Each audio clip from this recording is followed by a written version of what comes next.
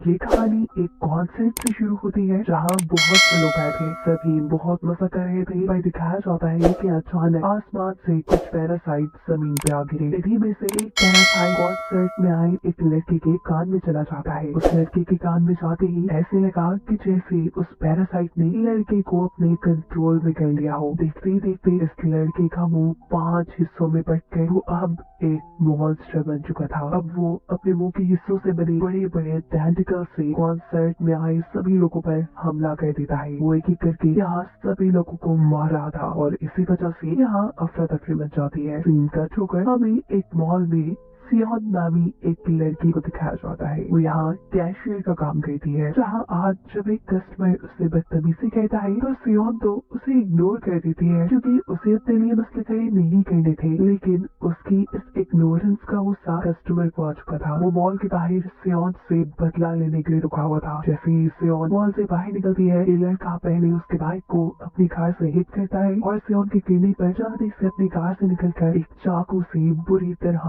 उसके ऊपर हमला कर देता है। सियोन बहुत ही ज्यादा जख्मी हो चुकी थी। वो लड़का उसे वहीं सड़क के किनारे फेंक गया। दिखाया जाता है कि जहाँ सियोन जख्मी पड़ी थी वहीं पर एक पैरासाइट भी था जो सियोन की जख्म की जगह से उसके जिस्म के अंदर चला गया। सियोन को जब होश आया तो उसने अपने आप को हॉस्पिटल में पाया, जहाँ पर उसके अंकल भी मौजूद थे जो कि एक पुलिस ऑफिसर है। वो सियोन के लिए परेशान थे। वो सियोन से पूछते हैं कि तुम्हें आखिर क्या हुआ था। सियोन बताती है कि उसके ऊपर एक आदमी ने चाकू से हमला किया, जिसके जवाब में यही बात खड़ी हुए डॉक्टर सियोन को बताती है कि अगर आपके ऊपर हमला हुआ था तो आपके जिस्म पे जख्म तो दूर जख्मों के निशान तक नहीं थे। और ये सुनकर सियोन भी हैरान परेशान हो चुकी थी क्योंकि जिस तरह से उसके ऊपर हमला हुआ था उसे तो ये यकीन नहीं था कि वो बच पाएगी। अब सीन कट होकर हमें कांगबो नामी एक लड़के को दिखाया जाता है। वो एक बॉडी हंटर है और इस वक्त एक गैंगस्टर को मारने आया है। गैंगस्टर के साथ उसकी बहुत सी सिक्योरिटी भी थी और जब वो उस गैंगस्टर को नहीं मार पाता तो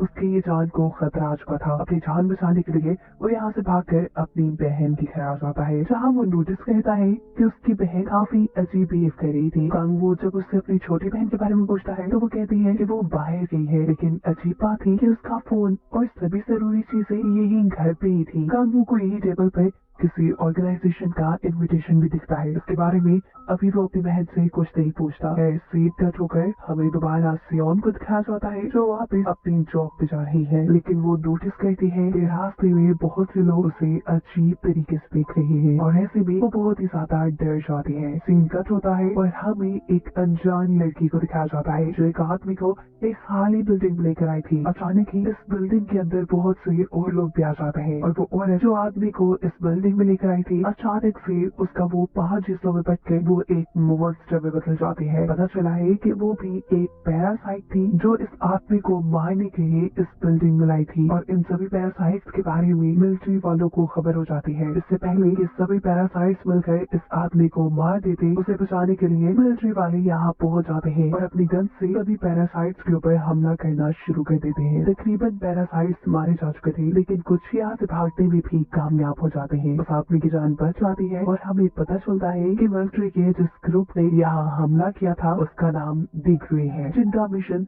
जमीन से इन पैरासाइट्स को खत्म करने का है। और इन सब की लीडर थी जोई, जिसके पास एक ऐसा पैरासाइट था जिसके सर को उसने हेलमेट के जरिए बंद किया हुआ था और इसी पैरासाइट के जरिए वो बाकी पैरासाइट्स तक पहुंच पाती थी। यहाँ दिखाया जाता है कि सियोन का कुछ अजीब से लोग पीछा कर रहे हैं, जिसे बचकर सियोन भाग रही थी और अचानक अब उसके सामने एक आदमी और एक औरत आती है। ये दोनों मिलकर सियोन को बताते हैं कि तुम हम जैसी हो, तुम एक पैरासाइट हो और इसीलिए अब तुम्हें हमारा गैंग ज्वाइन कर लेना चाहिए। इस गैंग का मकसद इंसानों को जमीन से खत्म कर देना था। ये पैरासाइट्स जो कि आसमान से जमीन पे उतरे थे, ये असल में एलियंस थे जिन्हें अपने रहने के लिए जमीन एक अच्छा ठिकाना लगी थी और इसीलिए वो अब सभी इंसानों को मारकर खुद यहाँ रहना चाहते थे।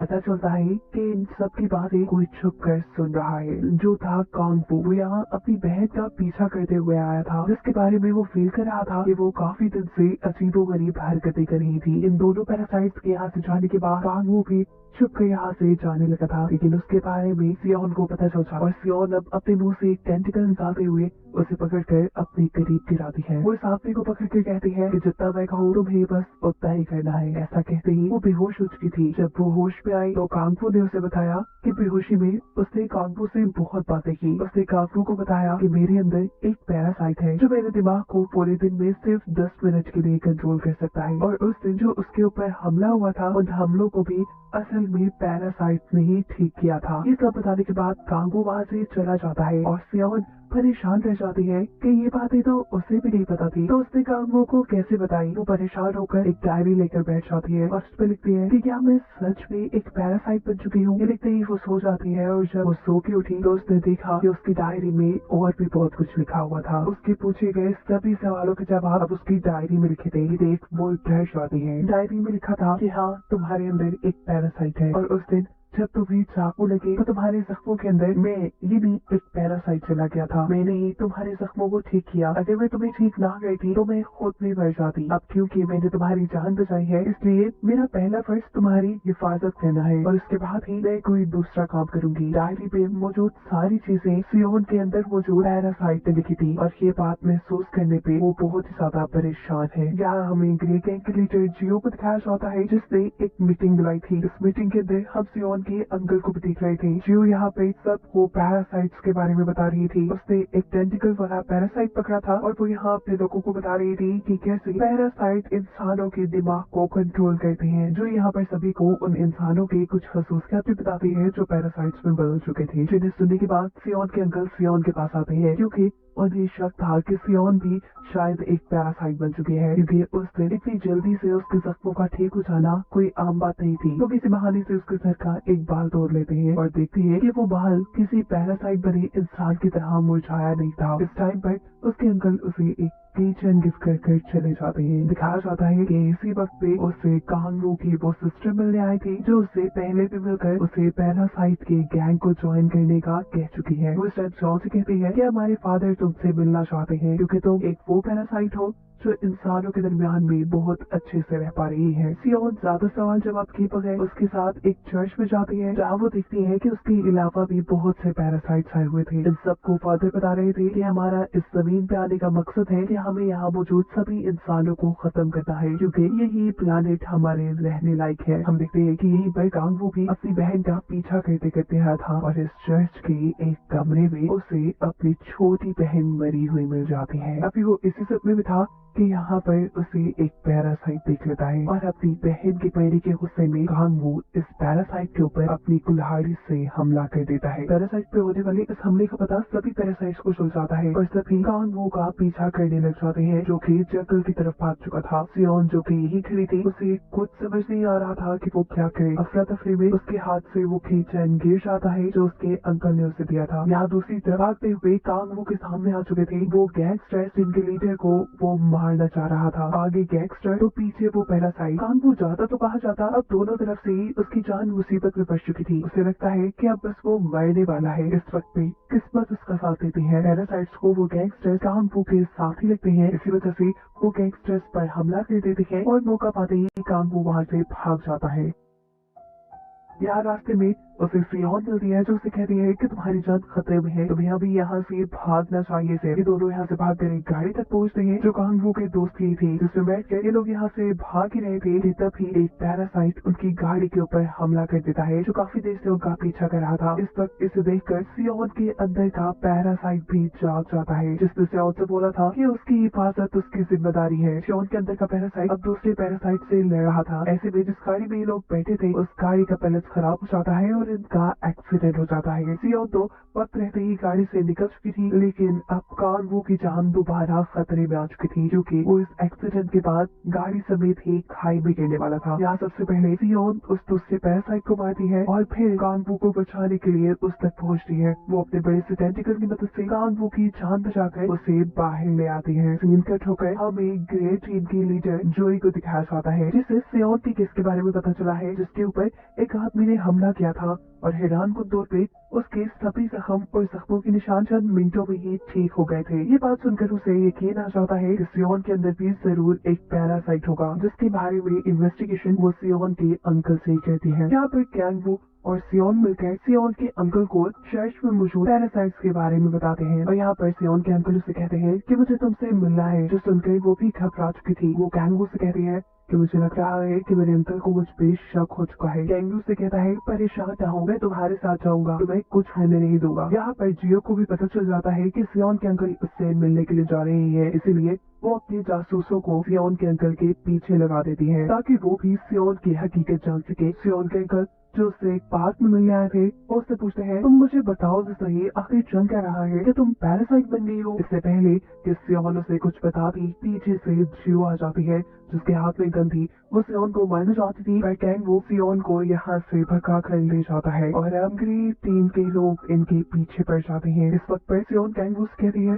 कि तुम यहाँ से भाग जाओ, मैं किसी तरह अपने आप को बचा लूंगी। और दिखाया जाता है कि इसी वक्त उसके अंदर का पैरासाइट भी जाग जाता है। कैंग वो यहाँ से भागने में कामयाब हो जाता है और भागते हुए वो देखता है कि किसी ने जियो के हस्बैंड को मार दिया है। ये बात हम पहले से ही जानते हैं कि जियो का हस्बैंड भी एक पैरासाइट था जिसके मुंह पे जियो हमेशा एक हेलमेट बांध के रखती थी और उसी की वजह से वो पैरासाइट्स को पकड़ पाती थी। यहाँ जियो जो सियोन को पकड़ने वाली थी, हम देखते हैं कि अचानक से सियोन बेहोश होकर गिर जाती है। जियो को यकीन था कि वो एक पैरासाइट है, लेकिन यहाँ सियोन के अंकल सबको कहते हैं देखो उसके सर में तो कोई सुराख भी नहीं है, वो एक आम इंसान है। अभी वो लोग यही बातें ही कर रहे थे कि जियो को कोई आके बताता है कि उसके हस्बैंड को कोई मार गया है और अब जियो अपने हस्बैंड का हेलमेट उतार के सियोन को पहना देती है क्योंकि इस हेलमेट की मदद से सभी पैरासाइट्स को अपने कंट्रोल में किया जा सकता था। सियोन को अब मिलिट्री बेस लेकर आया जाता है। यहाँ जियो अपने सीनियर से मीटिंग के दौरान उन्हें बताती है कि उन्होंने एक और पैरासाइट को पकड़ लिया है। वो लोग सियोन के बारे में बात कर रहे थे पर यही बैठे हुए सियोन के अंकल जल्दी से बोल जाते हैं नहीं, वो एक पैरासाइट नहीं है, वो एक आम इंसान है जिसे इन लोगों ने अपने पास कैद कर लिया है। उसके सभी टेस्ट भी किए गए हैं और सारी टेस्ट ये बता रही है कि उसके अंदर कोई पैरासाइट नहीं है। अथॉरिटीज को सियोन के किए गए ब्रेन के टेस्ट दिखाए जाते हैं जहाँ उसके ब्रेन में कहीं कोई पैरासाइट नहीं नजर आ रहा था। सियोन के अंकल अथॉरिटीज को बताते हैं कि सियोन मिलिट्री को देखते ही बेहोश हो गई थी और अब वो कोमा में है। उसकी पहले ही दिमागी हालत कुछ अच्छी नहीं थी और अगर वो मर गई तो फिर जिम्मेदार कौन होगा। सियोन के अंकल की बात सुनने के बाद अथॉरिटीज सियोन को हेडक्वार्टर शिफ्ट करने के ऑर्डर दे देती है। सीन कट होकर हमें सियोन को दिखाया जाता है जो इस वक्त कोमा में है। वो कोमा में एक ख्वाब देख रही थी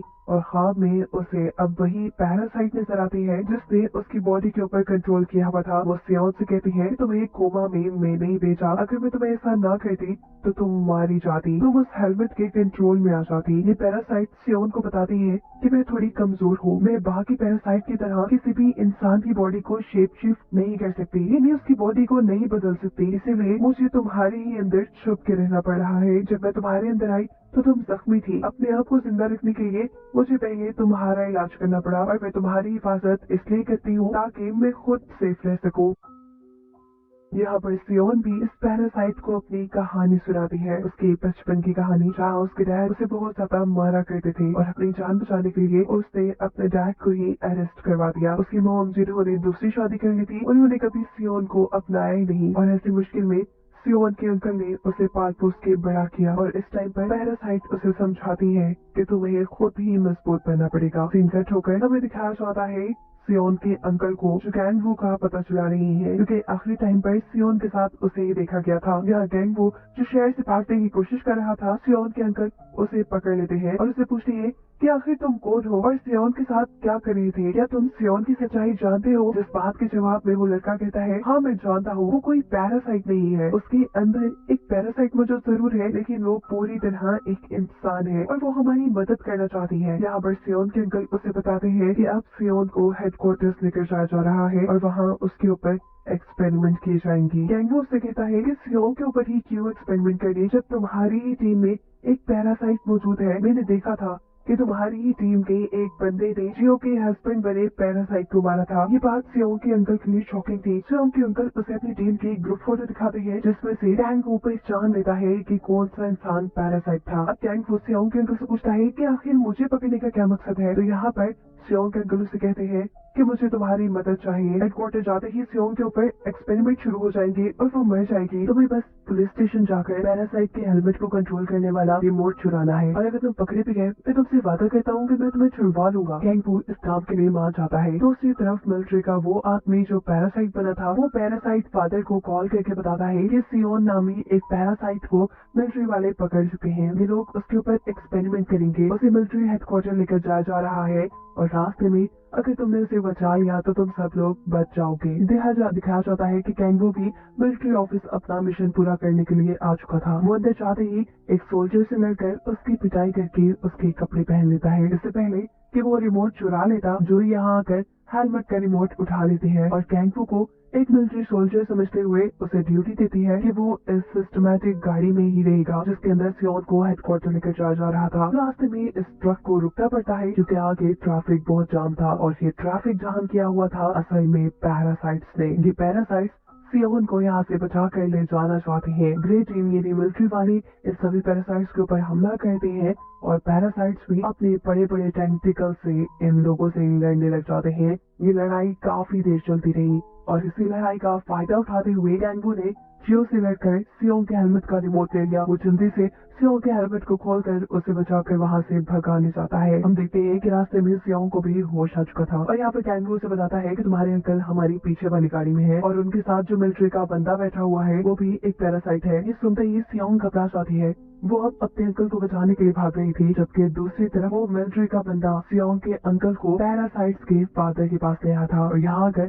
वो उससे बताता है कि मैं ईमानदारी की जॉब करते करते थक गया था। यहाँ पे मुझे बिल्कुल पैसे नहीं मिलते थे और इसीलिए मैंने पैरासाइट्स का साथ देने का फैसला किया। अभी वो यही बात कर रहा था कि पीछे से फादर अपने मुंह के एक बड़े से टेंटिकल से बिना वक्त जाया किए सियोन को अंकल को मार देता है और सियोन यहाँ पहुँच कर ये देखते रह जाती है। उसका दिल बहुत ज्यादा दुख रहा था। वो अब गुस्से में आ चुकी थी और अब अपने मुंह को एक बड़ी से टेंटिकल में बदलकर वो फादर से लड़ती है। लेकिन जैसा हमें पहले पता है कि सियोन के पैरासाइट के अंदर इतनी ताकत नहीं है, वो यहाँ फादर से पूरी तरह लड़ नहीं पाती और इससे पहले कि फादर उसे कोई नुकसान पहुंचाते कैंगो अपनी गाड़ी लेकर यहाँ जाता है जिसके साथ सियोन निकल जाती है। यहाँ दिखाया जाता है कि फादर शेप शिफ्ट करके अपने आप को सियोन के अंकल में बदल लेता है ताकि वो मिलिट्री के दरमियान में रहकर उनके पैरासाइट्स को खत्म करने वाले सभी प्लान्स का पता चला सके। सीन कट होकर हमें दिखाया जाता है पास्ट का सीन जिसमें कांगवू की बहन को मारा जा रहा था। वो जब अपने घर आई तो उसने देखा कि फादर उसकी बहन के साथ है। वो लड़की अपनी बहन से कहती है कि तुम्हारी तबीयत खराब है, तुम फादर के पास क्यों आई हो, तुम्हें डॉक्टर के पास जाना चाहिए। और उसकी ये बातें सुनकर फादर को लगता है कि शायद वो इनके पैरासाइट बनने की हकीकत को जान चुकी है, इसीलिए ये लोग इस लड़की को मारने का फैसला करते हैं। अपनी जान बचाने के लिए वो कांगवू को मैसेज भी करती है, लेकिन इससे पहले कि वो ये मैसेज सेंड कर पाती उसकी अपनी बहन अपने चेहरे के 4 टेंटिकल्स निकालते हुए उसे बेदर्दी से मार चुकी थी। सिंकट होकर दोबारा हमें अथॉरिटीज की मीटिंग को दिखाया जाता है जहाँ पर सभी अथॉरिटीज जो इस पे नाराज हो रही है कि उसकी वजह से सियोन उसके हाथ से निकल गई। सियोन अपनी गलती के लिए यहाँ उनसे माफी मांगती है और कहती है कि मैं जल्द ही उसे पकड़ लाऊंगी। अथॉरिटीज उन्हें बताती है कि आने वाले दिनों में उनके शहर में एक बड़ा फेस्टिवल होने वाला है। इस फेस्टिवल को वो लोग कैंसिल नहीं कर सकते और फेस्टिवल के आने से पहले पहले उसे सारी सिचुएशन को हैंडल करना होगा। याद कहा जाता है कि कांगवू सियोन को लेकर अपने एक दोस्त के घर आया था। सियोन से कहता है तुम आराम करो, सुबह होते ही हम इस शहर से निकल जाएंगे। लेकिन सियोन उसे जवाब देती है नहीं, मैं इस शहर को छोड़ के नहीं जाऊंगी। इस शहर के पैरासाइट्स ने मेरे अंकल को मारा है और मैं उन्हें खत्म करके ही रहूंगी। रात में सियोन कांगवू से कुछ पैसे लेकर यहाँ से भाग जाती है। वो यहाँ से बाहर जाकर सबसे पहले जोई को कॉल करती है, ग्रे टीम की लीडर को जो पैरासाइट्स को मारने के मिशन में थी। वो उसे बताती है कि तुम्हारे ऑफिस में 2 ऐसे ऑफिसर्स हैं जो कि पैरासाइट है, लेकिन तुम्हें उसके बारे में पता नहीं।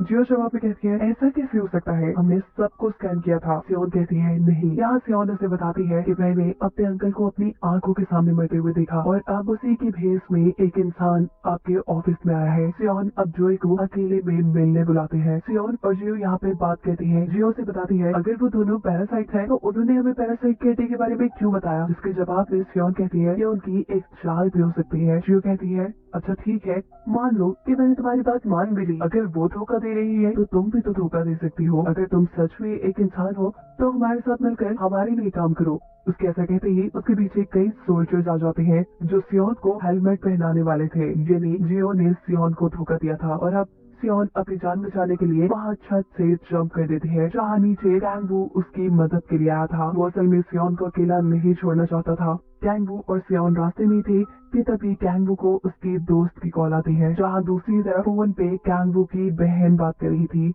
जिसके बारे में हम पहले ही जानते हैं कि वो एक पैरासाइट बन चुकी है और उसने पहले अपनी बहन का भी मर्डर किया है। वो अब कैंगवू से कहती है कि मैं तुम्हारी दोस्त के पास हूँ, अगर उसे बचाना चाहते हो तो जल्दी से घर वापिस आ जाओ सियोन को लेकर, नहीं तो मैं उसे मार दूंगी। कैंगवू उससे वादा कहता है कि वो सियोन को लेकर घर आ जाएगा, लेकिन वो उसके दोस्त को कुछ ना करे। सियोन भी कैंगवू के दोस्त को बचाना चाहती थी, लेकिन प्रॉब्लम ये थी कि सियोन के अंदर की पैरासाइट 3 घंटे के लिए सो चुकी थी। ऐसे में कैंगवू की बहन कभी भी उसे पैरासाइट मान गई, उसकी बात ना मानती। यहाँ कैंगवू उसे आइडिया देता है कि तुम वहाँ जाकर एक्टिंग करना कि जैसे तुम्हारे अंदर पैरासाइट है। कैंगवू की बात मानकर ये दोनों ही वहाँ चले जाते हैं। सियोन ऐसे एक्टिंग करने लगती है कि जैसे उसे एक पैरासाइट ने कंट्रोल किया हो। वो कैंगवू की बहन से कहती है कि तुम इस आदमी को छोड़ दो, मैं तुम्हारे साथ कहीं भी चलने के लिए तैयार हूँ। लेकिन उसकी बातों से यहाँ पर कैंगवू की सिस्टर उसे पहचान चुकी थी कि उसके अंदर इस वक्त कोई पैरासाइट नहीं।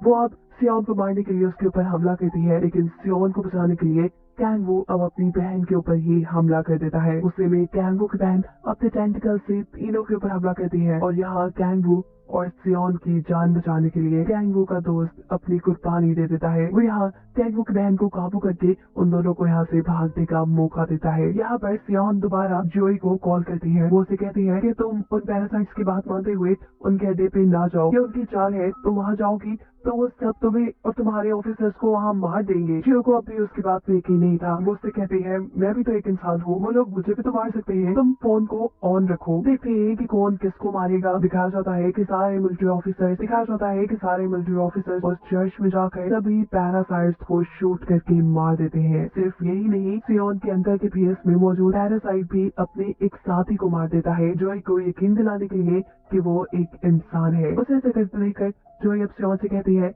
देखा था सब मारे गए और मेरी टीम में कोई भी पैरासाइट नहीं है। अब देखो सारे पैरासाइट्स के मरने के बाद अब बारी तुम्हारी है। ये सुनते ही सियोन फोन काट देती है। सीन कट होकर दिखाया जाता है कि सियोन के अंकल के पीएस में वो पैरासाइट खुद ही एक कॉन्फ्रेंस कर रहा है। कॉन्फ्रेंस में वो खुद ही सबको बताता है कि सभी पैरासाइट्स मारे जा चुके हैं सिवाय 2 पैरासाइट्स के, जिसमें एक तो सियोन थी और दूसरी थी कैंगवू की बहन, जिसको पकड़कर जैसे ही ये लोग मार देंगे तब उनका मिशन पूरा हो जाएगा। ये खबर सियोन और कैंगवू भी देख रहे थे। दूसरी तरफ कैंगवू की बहन भी सियोन कैंगवू से पूछती है कि आखिर ये सब क्या हो रहा है, इस पैरासाइट ने अपने ही लोगों को क्यों मरवाया। जिस पर कैंगवू कहता है कि ये उनकी बहुत बड़ी प्लानिंग है। अगले कुछ दिनों में इस शहर में एक फेस्टिवल होने वाला है जिसमें यहाँ मेयर आएंगे और वो पैरासाइट मेयर को मारकर मेयर का चेहरा लेके इस शहर के ऊपर राज करना चाहता है। अब ये लोग बात ही कर रहे थे कि यहाँ पर सियोन को कैंगवू की बहन की कॉल आती है, जो उससे कह रही थी कि वो फादर अब हमें मारना चाहते हैं, जो बात बिल्कुल गलत है। हम पैरासाइट इसलिए जमीन पे नहीं आए थे कि हम इंसानों के ऊपर हुकूमत करते। हम पैरासाइट्स तो सिर्फ इंसानों को खाने के लिए यहाँ आए थे। इससे पहले कि अब वो फादर हमें मार दे, मुझे उस फादर को मारना है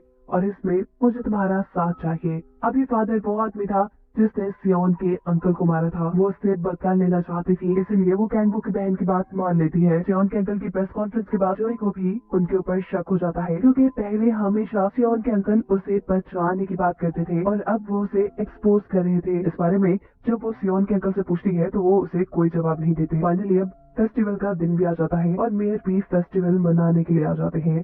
सियोन यहाँ पे जोई को कॉल से कहती है कि मेरे अंकल की शक्ल में जो मिलिट्री में आदमी काम कर रहा है वो एक पैरासाइट है। ये ना हो कि काफी देर हो जाए, मैं तो इस फेस्टिवल में जा रही हूँ, हो सके तो तुम भी इंसानों को बचाने के लिए वहाँ आ जाओ। या फेस्टिवल के अंदर अब सियोन के अंकल की शक्ल में वो आदमी अपने आप को एकदम से मॉन्स्टर में बदल लेता है। सभी उसे देखकर घबरा जाते हैं और वो यहाँ मौजूद लोगों को मारने लग जाता है। यहाँ दिखाया जाता है कि सियोन को भी कैंगवू की बहन मिली है। वो कैंगवू की बहन से कहते हैं कि मैं यहाँ पे तुम्हें कोई नुकसान नहीं पहुँचाना चाहती, बस तुम्हारी मदद करने के लिए आई हूँ। यहाँ वो आदमी जो सिर्फ पैसों के लिए पैरासाइट्स के साथ मिला हुआ था, वो मेयर को लेकर पैरासाइट के पास आने लगता है ताकि पैरासाइट मेयर को मार कर उसका भेज लेंगे। और अब उससे पहले कि वो पैरासाइट मेयर को मार कर उनका भेज ले लेता, यहाँ पर कैंगवू की बहन आ जाती है। कैंगवू की बहन उस पैरासाइट से लड़ने लग जाती है, जबकि कैंगवू मेयर की जान बचाने की कोशिश करता है, उन्हें यहाँ से ले जाने की कोशिश करता है, जिसमें कैंगवू तो कामयाब हो जाता है। लेकिन दूसरी तरफ पैरासाइट की लड़ाई में कैंगवू की मॉन्स्टर बनी हुई बहन मारी जाती है। हम देखते हैं कि जिसकी बॉडी में वो पैरासाइट था वो इंसान भी मर जाता है और ऐसे इस पैरासाइट के पास कोई बॉडी नहीं रहती, इसीलिए वो अपना साथ देने वाले मिलिट्री के आदमी का सर धड़ से लग करके उसकी बॉडी पे अपना कब्जा जमा लेता है। यहाँ पर सियोन और उस पैरासाइट के दरमियान में लड़ाई शुरू हो जाती है। जैसा हमें पहले पता है कि सियोन के अंदर का पैरासाइट इतना ज्यादा ताकतवर नहीं है, तो वो अब दूसरे पैरासाइट से हारने वाली थी। इससे पहले कि वो पैरासाइट उसे मार देता, पीछे से जोई आकर उसे शूट कर देती है। देखते ही देखते बहुत से मिलिट्री ऑफिसर्स यहाँ पे आ जाते हैं। सियोन यहाँ पे बेहोश हो चुकी थी, कैनवू यहाँ उसे संभालता है और इस वक्त पर जोई सियोन को अरेस्ट करवाने के बजाय सबसे कहती है कि यहाँ पर सभी पैरासाइट्स मारे जा चुके हैं। उसने सियोन को इसलिए बचाया क्योंकि वो जान चुकी थी कि सियोन किसी को नुकसान नहीं पहुंचाती। पैरासाइट सब खत्म हो चुके थे, सब बिल्कुल नॉर्मल हो गया था। कैनवू ने भी अब दी ग्रे टीम को ज्वाइन कर लिया था और वो सियोन को भी अपनी टीम में आने का इनविटेशन देता है। सीरीज के लास्ट में दिखाया जाता है कि अब जोई से कोई जापानी आदमी मिलने के लिए आया है और ये दिखाते हुए ये कहानी यहाँ खत्म हो जाती है।